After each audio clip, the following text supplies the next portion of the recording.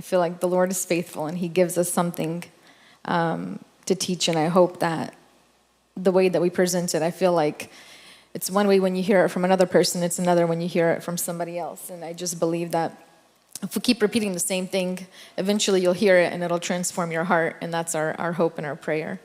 So Jesus, we just thank you for your presence in this place. We thank you that you are unshakable. We thank you that we can bring down heaven, Lord. And so tonight, or this morning, I just pray for open hearts. I pray that we would see you rightly. I pray that our minds would be open to your word, that the seeds planted today would bear much fruit for your kingdom, Lord, that we would not leave this place the same as we came, but that we would leave this place a little more looking like you, like Jesus. And we love you. We praise you. Amen. Okay, so to prepare, I started listening to, I just reread all of Hebrews. I've done that a lot. That's usually how I like to prepare, is to just read a lot of Bible. And as I started, I was like, okay, this is not a good idea, because I just wanted to like go back to the beginning because it's so good. But I'm going to start in chapter 12, and I might just like dip back a little bit. But we're going to be starting in chapter 12, right where we left off last week, when we talked about considering Jesus. And we talked about what does it look like to actually continue to look at him, to continue to look at the work that he's finished. And it tells us to consider him in verse 3 of chapter 12. It says, consider him who endured such hostility by sinners against himself, so that you will not grow weary and lose heart. The reason that we continue to take communion, the reason that we continue to look at the suffering of Jesus, is so that we will be able to follow him, that we wouldn't be surprised when it's hard, that we wouldn't grow weary and think that it's too hard to be conformed into the image of Jesus, but that as we would look at him and look at what he endured, that it would actually give us strength. That's the promise here, is that it will give us strength. It'll strengthen our hearts, and it will let us continue to follow the Lord.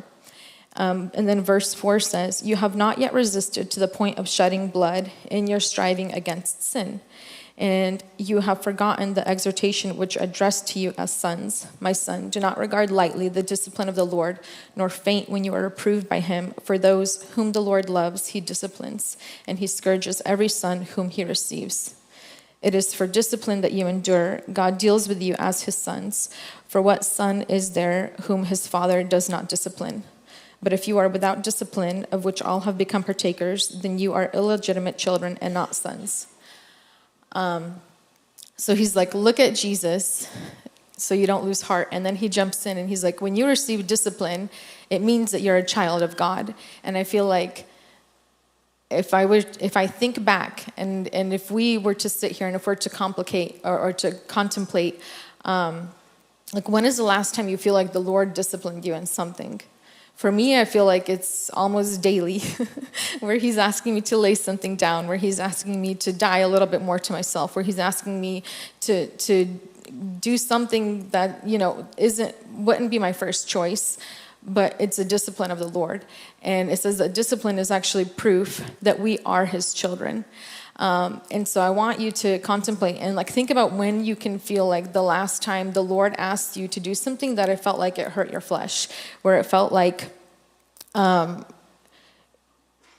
he was asking you to maybe lay something down, where he was asking you to go and talk to somebody, step outside of your comfort zone. And if the Lord is never asking you to step outside of your comfort zone, if you've never been asked to put aside a piece of yourself in order to pursue him, in order to obey him, then you should be questioning whether you're a child of God, because it says here that he disciplines those that he loves. And as his children, we ought to be disciplined. We ought to be growing. We ought to be changing. We ought to be transforming more into the image of Jesus Christ.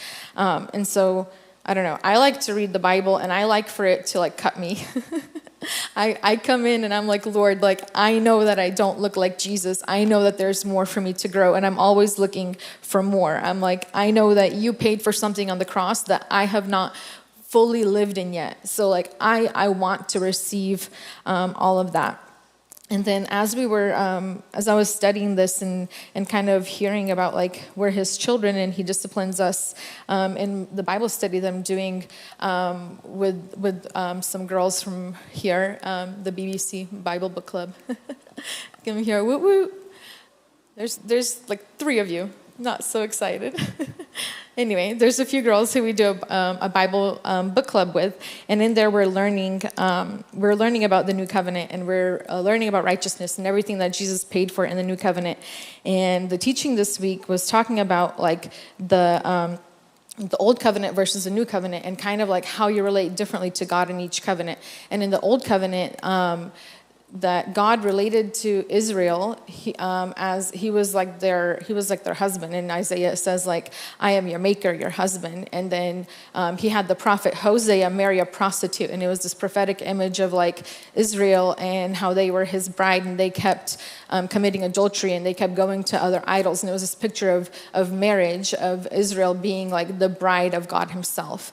And then we have the new covenant, and he's revealed as God the Father. And he says, if you've seen Jesus, you've seen the Father. And it's this completely new way of relating with God, and he calls himself Father.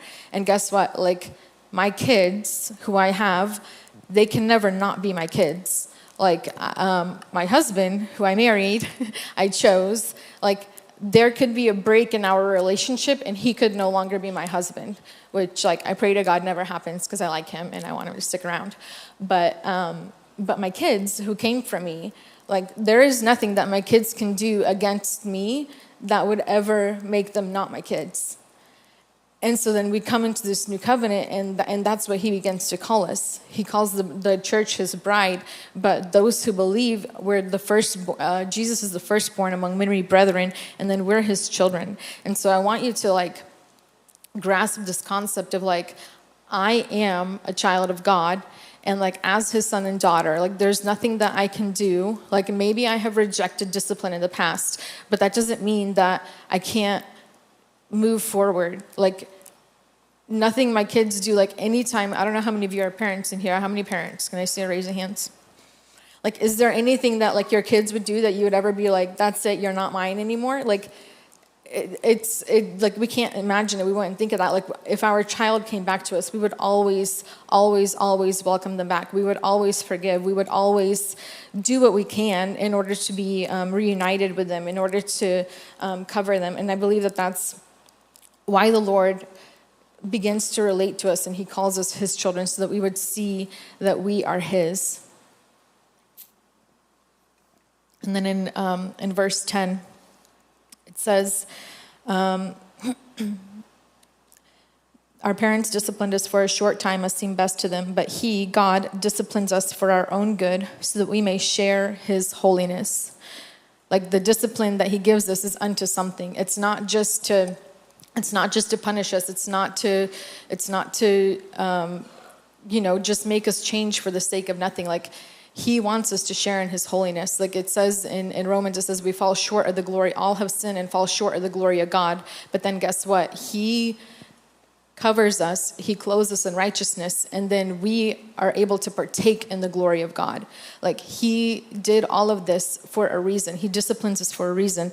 It's not rejection. He doesn't discipline us because he's rejecting us. He's refining us. He's making us holy. He's making us look like him. And so I want us to like change our mindset towards discipline. Whenever you feel like you're being disciplined by the Lord, it says discipline for the moment in verse 11 seems not to be joyful but sorrowful.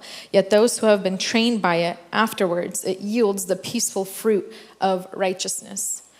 Like, you'll see that the discipline of the Lord is unto something. It's bringing something about in us. It's making us holy, and it's yielding a fruit of righteousness in our lives. And then it says to strengthen our hands and our knees, and to make straight paths for our feet. Like, it's something that we are doing. And he started chapter 12 as well. He says there's sin that entangles us. And so like, we have to like remove the things that are entangling us. And we have to make sure that our feet are straight, that we are walking, and so that we may be healed. And it says, pursue peace with all men and the sanctification without which no one will see the Lord. So I think like you see, it's like a progression. It's talking about discipline. If we're disciplined, we'll have holiness, and then we're able to pursue peace, and we're sanctified. Like, we're not sanctified on our own. Like, you can't just go and be in your quiet time alone and be sanctified and look like Jesus. Like, Jesus had disciples who he walked with, who he lived in community with. It's really, really easy to have peace, patience, joy, and all of this if I'm just alone with Jesus and he's the only one in my presence. As soon as I come around people, they're going to rub against me, and then that's going to be where my fruit is actually tested. It's really easy to have fruit in isolation. It's another thing to bear fruit when there are people who may be rubbing against you or doing something. And so that's why he says to pursue peace, and then that will yield sanctification. That will, where we will truly grow and look more like him.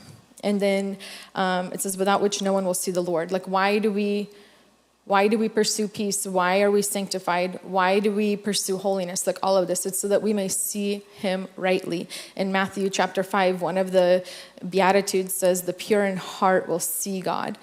Like, we pursue the pureness, the holiness. We're able to lift like, he makes us pure, he makes us righteous, and it's all unto being able to see the Lord clearly. And I think that another thing with that the Lord was speaking to me as I was reading this, and about how to live at peace and being sanctified and seeing the Lord. He was talking to me about accountability, and how so many times we will have, if we're struggling with something, and I think one of the things that has helped me not fall back into like bad sin patterns is accountability. And I think that a lot of times in the past, when I had learned about accountability, it was actually like going to somebody like after the fact. Like, after I fell, I would go and I'd be like, yeah, I messed up. Okay, so for me, I'll confess, where I struggle is I like to escape, and I don't like to be around people, and I will hide, and I will read books. The good books, Christian fiction, whatever, but I'm just like, it's easier than dealing with real people is just like hiding in stories. And I'm not a good mom, and I'm not a good wife, and I'm not a good friend, because I will just isolate, and I don't want to talk to any real people. I will just like read fiction people, and then I'll be there for a week, and then I'm like, wow, I haven't done anything for the Lord, and I haven't like been aware. Like in Psalms, he says, like, teach us to number our days. Like, we are to be, he's going to hold us accountable for how we spend our time, for how we steward our time. Like, he gives us time, and he's sending people into our lives that we could be speaking life into. And then sometimes we will be doing things and like, we fall short of the calling and of what he has prepared for us to walk in. And I used to, like, when I'm like coming out of my rut and I'm like, okay, it's been like a week. All right, sorry, Vadim. Like, okay, I'm going to step it up. I'm going to talk to you. I'm going to be a good mom. I'm going to pack lunches the night before, whatever it is. And I used to be like, but then I just realized, I'm like, okay, as soon as I just have the inclination and like the desire to like escape, I'll tell him, I'm like, hey, I am not wanting to be around people. Like, I need you to help me, and like don't let me do that. Don't let me escape. Don't let me ignore the calling that God's having on me, because I can't do it by myself. Like, I'm just realizing that it's like a weakness I have, that it's easier to like lie to myself and go and fall in this thing. And I think there are sins that many of us have. I know that it can look different for anybody. It can be gossip. It can be watching like TV shows that waste your time. It can be, I don't know. I think there's a lot of things, a lot of different sins that we can fall into. And I believe that the Lord will highlight to you whatever it can be in your life. But I want to tell you to find someone to be accountable in your life, and to not go to them after you've fallen, but to go to them in your time of need, before, when you're just tempted by the thing, and to seek help. This is in Hebrews. I'm going to go backwards. I warned you that I would. But it was really speaking to me this week, because in chapter 4, starting in verse 14, it says, we have a high priest who has passed through the heavens, Jesus, the Son of God. Let us hold fast to our confession. For we do not have a high priest who cannot sympathize with our weakness, but one who has been tempted in all things as we are, yet without sin. Therefore, let us draw near with confidence to the throne of grace, so that we may receive mercy and find grace to help in the time of need. And so this is exactly what this verse is saying. I feel like so many times we'll read this, and for me, when I would remember this verse, I would always remember like that I can go to the throne of grace in my time of need. Like that was what was highlighted in my mind. But as I was reading it this week, it's talking about Jesus and that he's tempted and he was without sin. And so then we come and receive mercy. That's like the forgiveness. But then it says that we find grace to help in our time of need. What is our time of need? That's the temptation. It's not that, oh, I've already fallen. Like in my time of need, when I'm being tempted, I am able to be without sin as Jesus if I come to the throne of grace and receive grace to help. Grace to, like it says that we receive mercy and we receive grace. And for a long time, I thought grace was like, oh, like God's grace will cover that. And I would think about grace as mercy. Like I thought about it as forgiveness. But grace is actually the supernatural power of God. It is the thing that helps me not sin. Like it's not just a power that it's not a grace that covers me and forgives my sin. Grace actually empowers me in the moment to live as Jesus. It's the supernatural power, the helping of God to help me live a life with Jesus that is without sin. And I come in my moment of grace, in my moment of need, to the throne of grace to receive it to help me. And so I want to encourage you, if you don't have accountability, to find someone. There's great small group leaders. If you're youth, there's NLY, they have small groups. If you're a young adult, there are small groups. If you're an adult, there are small groups. There are pastors, there are leaders, there are people who you can talk to, who can hold you accountable, who you can come to in your time of need, who can help you walk through hard things, who can walk through temptation, who can help you sharpen, who can help you live a life of discipline of the Lord. Realize that you're being disciplined because you are loved, that you can leave things behind, that you can become holy, that you can become sanctified, and then you can see God more rightly. And nothing brings like me greater joy when I see God more rightly. That's my prayer all the time when I take communion. I'm like, Lord, like wash my mind. I want to see you rightly. I want your blood to cleanse me. I don't want to have a wrong idea of you or what you've done. I want to see the real thing. And so that's my prayer. And I hope that this like plants a seed in you where if you're struggling with something, that you can see that that Jesus provided a way as high priest for you to not sin, for you to not live in temptation, but that there is a grace available to you in order to walk as he did without sin. And then it pivots and it talks about Sinai and Zion.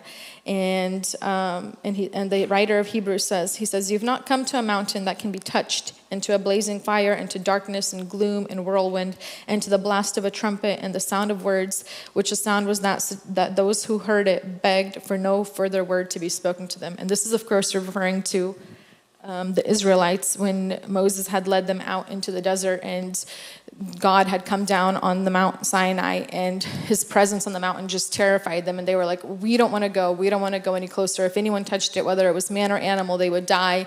And the Lord wanted to speak to them and he asked them to purify themselves and to come. But they got so scared that they asked Moses to go. And then when Moses would go, his face would shine. He had to wear a veil over his face.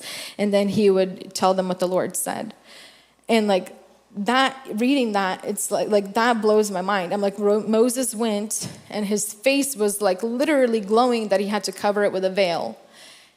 And then it says that like we have access to something even greater. He says, you have come to Mount Zion and to the city of the living God, the heavenly Jerusalem, and to myriads of angels, to the general assembly and church of the firstborn who are enrolled in heaven, and to God, the judge of all, and to the spirits of the righteous made perfect, and to Jesus, the mediator of a new covenant, and to the sprinkled blood, which speaks better than the blood of Abel. And I don't know if you like think about, like when we sing these songs, we sing it today, about like coming into the presence of God, like, do you ever think about like how amazing that is? The Israelites were literally terrified. Moses' face literally glowed. And then we're able to come into his presence, and he actually comes and he dwells inside of us.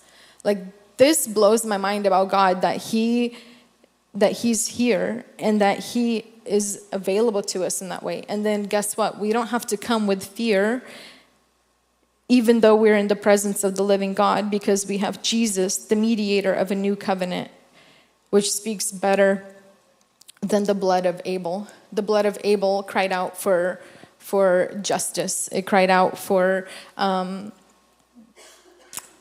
justice, but Jesus' blood cries for mercy. Jesus' blood clothes us in righteousness. And so we have to realize like where we're standing now. In the new covenant, with Jesus as high priest, we no longer have to atone for any sin that we've had. Like, Jesus paid it. We've been talking about this as our high priest. Like, there has been a sacrifice made once for all time. And now his blood speaks louder than the blood of Abel. It speaks louder than the cry for justice. His blood speaks mercy. His blood, it makes a way for us to be righteous. And it matters for you to see yourself as a part of this. And I'll tell you why. I'll just keep reading. It says, see to it that you do not refuse him who is speaking. It's talking about Jesus. For if those did not escape when they refused him who warned them on earth, much less will we escape who turn away from him who warns from heaven. So like, they were not able to escape on Mount Sinai. There was still like the great power. And so then like now, so that his voice shook the earth then, but now he has promised, yet once more again, I will shake not only the earth, but also the heaven. And so like there is a new shaking that's coming with God, and we have to listen to what he's calling us to. We have to listen to what he's done, to what is available for us to step into, to his finished work, to who he is as high priest, so that we could be changed, because things are going to be shaken, and but Jesus remains the same. Like his blood, his word, his work stands. And it ought to change us, and it ought to change the way that we live our lives. It says, yet once more denotes the removing of those things which can be shaken, as of created things, so that those things which cannot be shaken may remain. Therefore, since we receive a kingdom which cannot be shaken, let us show gratitude, by which we may offer to God an acceptable service with reverence and awe, for our God is a consuming fire. When you're in the new covenant, you receive a new kingdom that cannot be shaken. You receive a high priest who is now for all time seated on a throne, interceding on your behalf. It can't change. He's the same yesterday, today, and forever. And it ought to change the way that we live. And the chapter here, it like changes, and like in my Bible, there's a new chapter and a new title. But as I was reading this, the Lord was just showing me, he's like, the things that remain, the things that now stay, like he continues writing about it. And in chapter 13, it says, let love of the brethren continue. So like that is something that like everything will be shaken. We have Jesus, he's our high priest. And then there are things of the earth that will fall away, but there's things that remain in our and that are unchanged. And it says, let the love of the brethren continue. And we when you read the love chapter in 1 Corinthians, it says, faith, hope, and love, and these three things remain: faith, hope, and love. And the greatest of these is love. And so it's just this like confirmation that like love must continue, that we have to, it says, do not neglect to show hospitality to strangers, for by this some have entertained angels without knowing it. Remember the prisoners as though in prison with them, and those who are ill-treated, since you yourselves are in the body. There's commands now, these things that we ought to be doing as believers, because we know who we are, because we've been disciplined by the Lord, because we know that we are his children. And then he gives us instruction on how we ought to live it out, how we ought to love one another and to show hospitality to one another. I think that it's one of like the most neglected things is showing hospitality, because we think that we'll take care of our family first, and we have to do our things, and we're all about like our own little circle. But he says, let love of the brethren continue, and to show hospitality to strangers, to greet someone at church who you haven't seen, to make them feel seen, to make them feel known, to let them know that there is a body who loves and cares for them, to let them see that this is his bride. Like, he doesn't have a plan B for his kingdom coming down onto earth. Like, we are it. He equips us. He fills us with his Holy Spirit that we might show him to the world. Like, we are his plan. And so then we have to change. We have to put aside our preferences in order to do the things that remain and to follow his commands. In verse 4, it says, marriage is to be held in honor among all, and the marriage bed is to be undefiled. And marriage is, we know that it doesn't remain in heaven, but like as we are living on the earth, like this is something that we have to continue to invest in. Like, if you don't remember the last time that you invested in your marriage, that's bad. If you are not growing, if you are not pursuing, then it's probably falling away. And the Lord cares about your marriage. He says that he made male and female in his image, and that when we come together, it's a great mystery, and we ought to be experiencing God. I believe that when a husband and wife come together, that we ought to be the representation of God on this earth, that our marriages ought to be bearing fruit, that we ought to look like the fullness of God, because it's not just us. He comes down, and it's a cord of three. It's a three-stranded cord where we are putting God on display for others. Like, unbelievers should be jealous of the way that they see marriages thriving, of the way they see families thriving in the church, because they ought to be like, how are they able to love one another like that? And then they ought to want to come and learn about this God who makes it possible. And it's because he's at the center of our marriages. And it's to be held in honor. It's to be held in honor above our relationships above our careers, above our relationship with our children, above anything else except for God. Like, we ought to have God, and then if you are married, you ought to have your relationship as something that you hold in honor, that you are investing into, because it matters. It is something that is unshaken. It is something that is telling the story of God on this earth. And if you hold your marriage in honor, then you hold your spouse in honor. You ought to be speaking life over your spouse. There's so much instruction on this, and this isn't on marriage.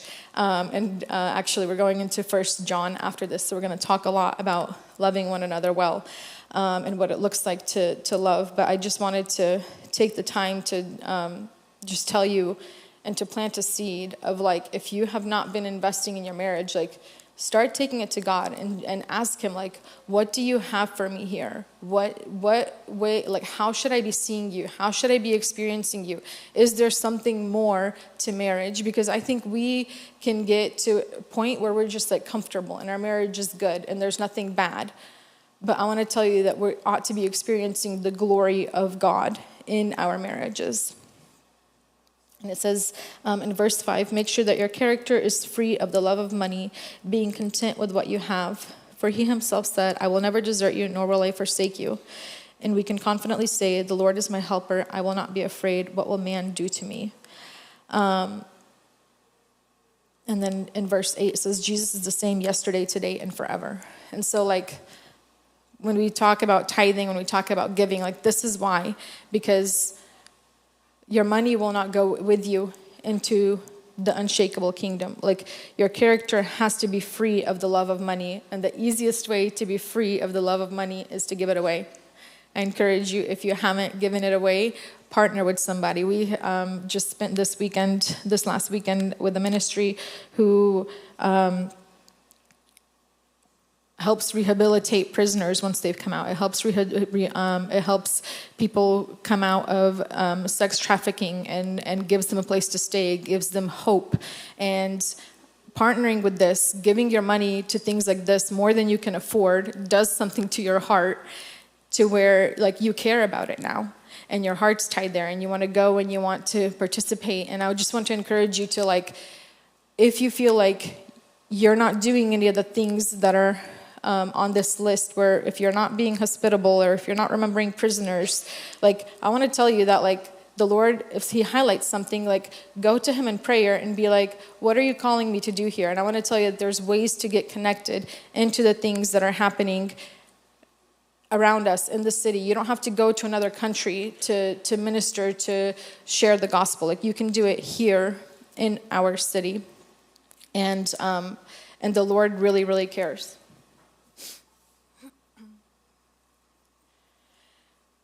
Okay.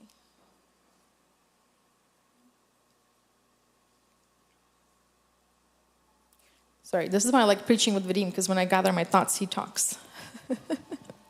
But, okay. I'm going to go to verse, God-pleasing sacrifices. So verse 15 says, through him, let us continually offer up a sacrifice of praise to God, that is the fruit of lips which give thanks to his name. And do not neglect doing good and sharing, for with such sacrifices God is pleased. So what do? We are disciplined. We are his children. We come to him. We can receive grace in the time of need. We see that we are in Zion, that we are able to receive mercy, that we are able to live righteous, because we are there's no longer blood crying out for justice. Jesus has taken that on himself. We're able to stand in the unshakable kingdom, and as part of the unshakable kingdom, it changes the way that we live. It changes our relationships. And then from that, what do? We offer God a sacrifice that he's worthy of, a sacrifice of praise. And I love in verse 20, it says, now the God of peace, who brought up from the dead the great shepherd of the sheep through the blood of the eternal covenant, even Jesus our Lord, equip you in every good thing to do his will, working in us that which is pleasing in his sight, through Jesus Christ, to whom be the glory forever and ever. Amen. And so I want us to stand, and I want to invite the worship team up here, and we're going to worship and offer God a sacrifice of praise. But I want us to, I want to open up the altar, and if anything spoke to you today, if you realize that you've been running from discipline and you thought that God was mad at you, I want to tell you he's not mad at you. That discipline proves you're his child and that you're loved. And he's only disciplining you because he's already paid the price for you to walk different. He's already got endless grace in store to supply you in your time of need. And so you don't even have to change by yourself. You just have to surrender and yield to what he is doing inside of you. I want to tell you, if you have been living in shame and you have been condemning yourself and you haven't realized that there is a high priest who is interceding on your behalf, that you would see yourself rightly, I want to tell you that he is interceding now. And he is praying for you, that you would see yourself rightly, that you would see that you are righteous and that you are pure, and that you can come here and we can speak those words and pray that over you. If you're struggling with understanding the unshakable kingdom and these things that he say remain, if you don't have a heart for the things that remain, and you're just like, I realize that something has to change, I want to invite you to receive prayer and to just open your heart and be like, God, give me a heart that cares for the things that remain. Like, I've only been caring for the things of this world. Give me a heart for the things of the unshakable kingdom.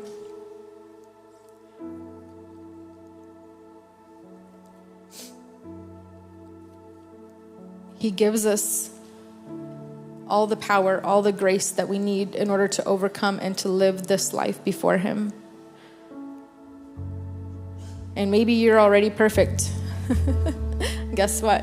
You can offer him a sacrifice of praise because he's so worthy.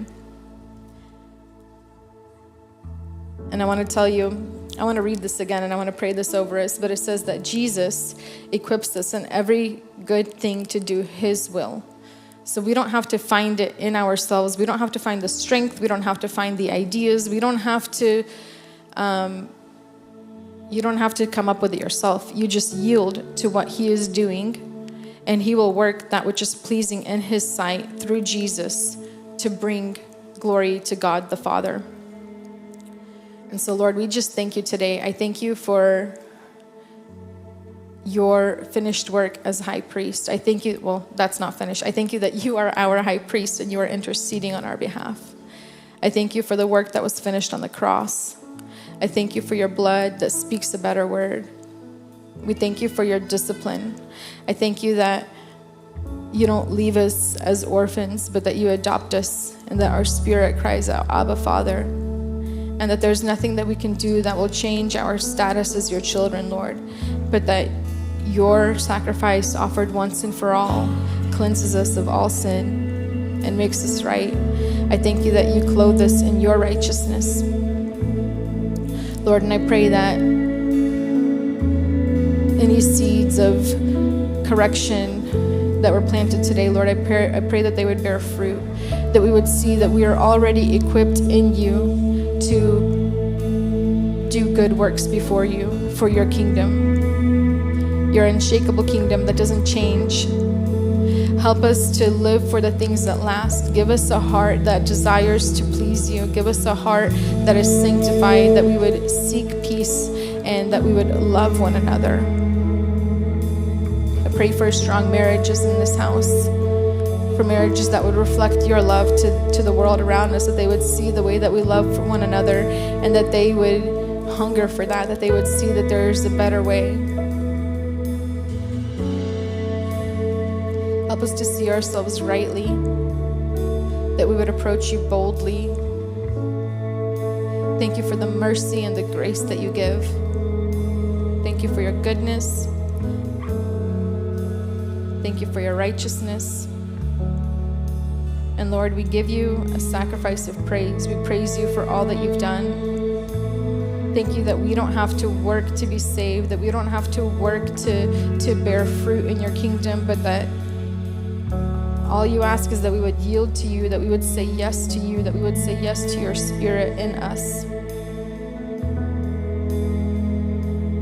We love you, we praise you, we glorify you, we magnify you. Glorious. Amen.